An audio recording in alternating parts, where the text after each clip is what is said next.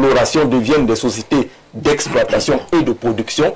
Il y a tout un capharnaüm qui arrive même au sommet du ministère où on a juste un ministre par intérim. Merci de me donner la parole pour pouvoir comprendre les problèmes qui ont été posés. Il faut les resituer dans un contexte. Quel est ce contexte? C'est celui de l'extractivisme parallèle. Qu'est-ce que ça signifie? Ça signifie qu'en réalité, il y a un ensemble de réseaux qui, au fur et à mesure, ont développé une structuration mafieuse, qui se sont installés dans cette région pour exploiter ce minerai d'importance qu'est l'or. Ce sont des réseaux internationaux et ce sont des réseaux nationaux. Ça veut dire qu'en réalité, il y a une économie d'enclave qui s'est constituée avec un certain nombre de mécanismes que l'État n'arrive pas à contrôler parce que cette économie d'enclave a construit des réseaux de collusion avec des mécanismes de contrôle sécuritaire. C'est ce qui est révélé par tout ce qui se dit sur le trafic de l'or dans cette région, qui en réalité est l'un des lieux d'implantation de cartels mafieux qui sont dangereux pour la souveraineté du Cameroun.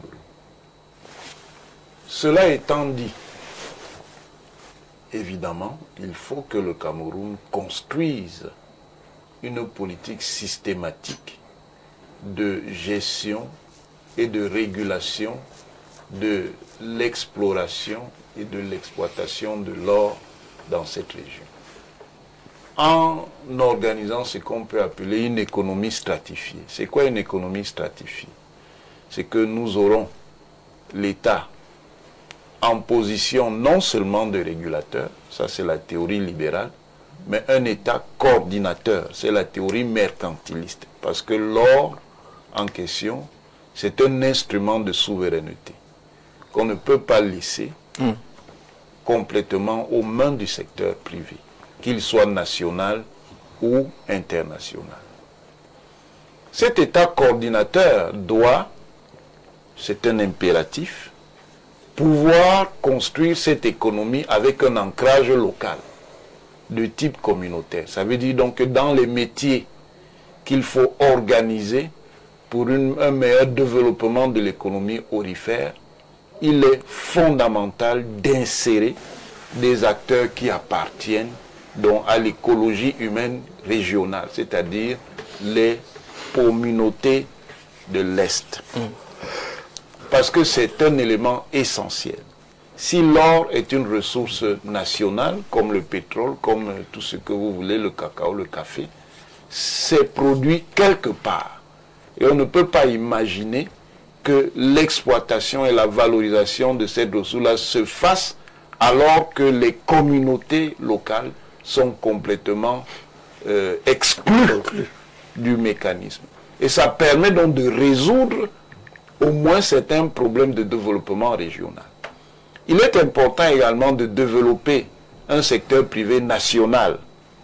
Et ce secteur privé national ne doit pas simplement être entendu dans une logique transactionnelle. On vient faire des affaires et on part. Non. Il doit développer une expertise professionnelle et technologique qui permettra donc de mettre au final en compétition ces opérateurs nationaux avec les opérateurs internationaux. Parce que pour constituer donc la capacité logistique et technologique, il faut la confrontation avec ceux qui sont les plus compétitifs. Il ne suffit pas simplement de donner des agréments aux gens, il faut développer une expertise. Et cette expertise-là doit être formée par l'État du Cameroun. Cette économie peut être donc, comme on l'a vu, et on l'a dit pour le Mali et pour le Burkina Faso, peut être vue dans le partenariat avec l'international. Mais là, l'État doit être vigilant. Ce partenariat ne doit pas être l'occasion, encore une fois, que des gens créent des niches égoïstes, individuelles ou concessives de profit. mais ça doit être un partenariat d'intérêt national.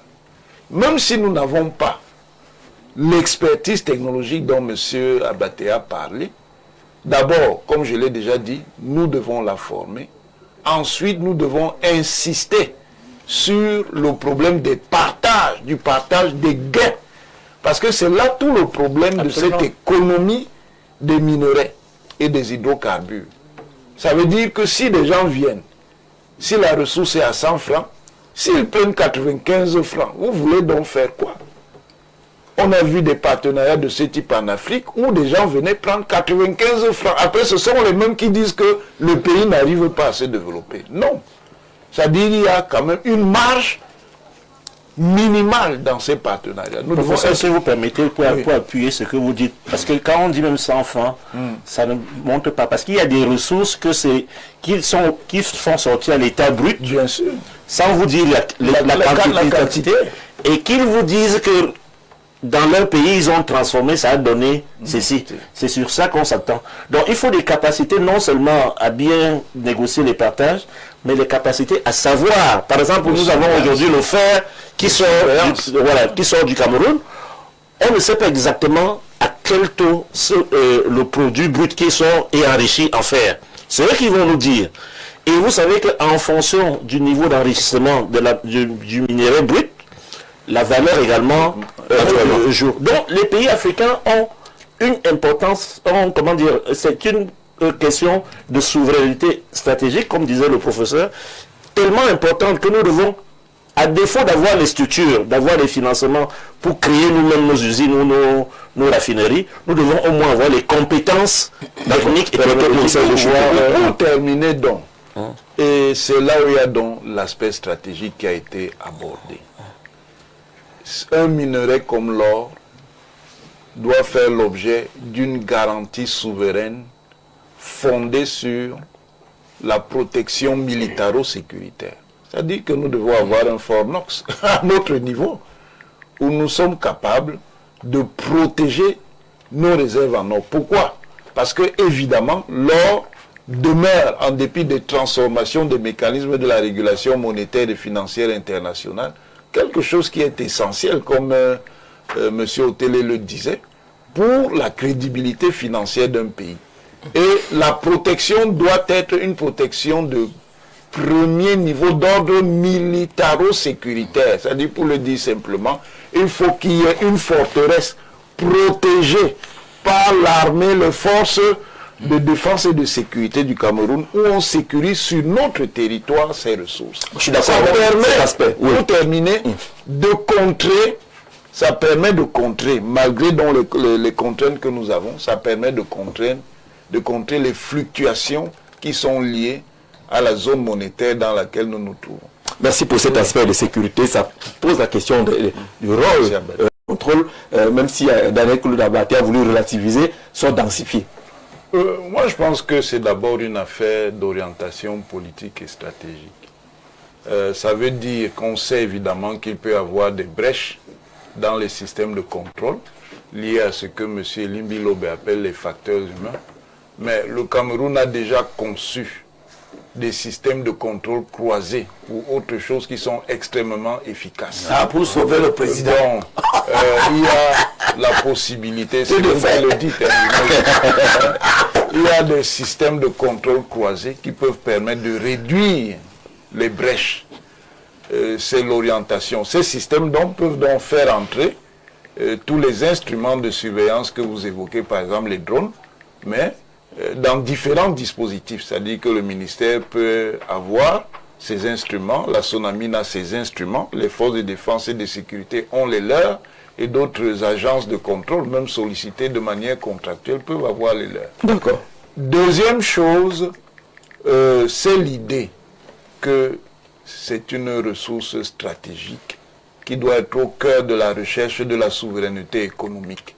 Même si nous sommes en situation défavorisée dans les rapports de force, l'une des choses que nous pouvons faire pour le mieux bénéficier de cette ressource, c'est de comprendre que pour ce genre de choses, on ne peut pas appliquer le libéralisme. Il faut appliquer le mercantilisme. C'est le mercantilisme qui permet le mieux de défendre la souveraineté.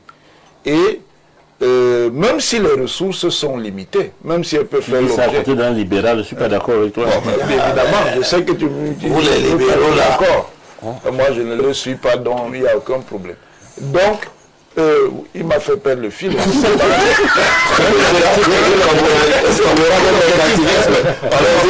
Favorable au opportunisme parce que, en réalité, l'or doit être au cœur d'un apprentissage. Cet apprentissage, c'est justement de celui de savoir comment on constitue, même dans des conditions difficiles, une réserve de valeur qui va servir à défendre la crédibilité du pays. Alors, et qu'on responsabilise les